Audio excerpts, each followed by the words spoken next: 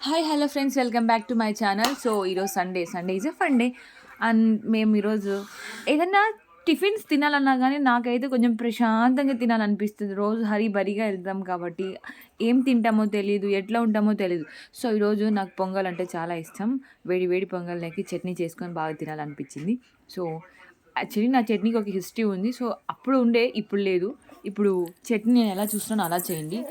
Bowl తీసుకొని దాంట్లోకి పచ్చిమిర్చి, ఉప్పు, జీరా, ఒక ఒక చిన్న చిన్న ఒక ఒక ఒప్ప చింతపండు వేసుకున్న తర్వాత సాల్ట్ వేసుకోవాలా.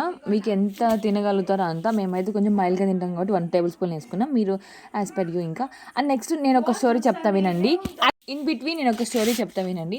ఒకప్పుడు నాకు చట్నీ చేసేకి రాదనమాట. నాది బీటెక్ అయిపోయిన తర్వాత నాకు చట్నీ చేసేకి రాదు. ఎవరైనా చట్నీ చేస్తే వైట్ వస్తది. నేను చేస్తే బ్లాక్ వస్తది. ఎందుకు అలా వస్తదంటే ఆ శనక్కాయలు ఏంచుకునే విధానం ఉంటదంట.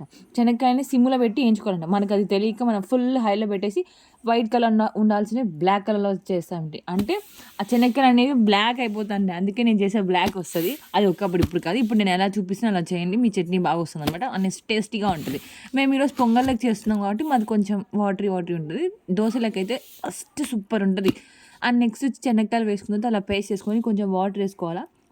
వాటర్ వేసుకున్న తర్వాత యాజ్ పర్ అందరు చేసినట్టు బౌల్ తీసుకొని అందులోకి నూనె వేసుకొని, ఉల్లిగడ్డ వేసుకొని, ఇంక పోపు దినుసులన్నీ వేసుకున్న తర్వాత చట్నీ వేసుకొని కొంచెం వాటర్ వేసుకోవాలి.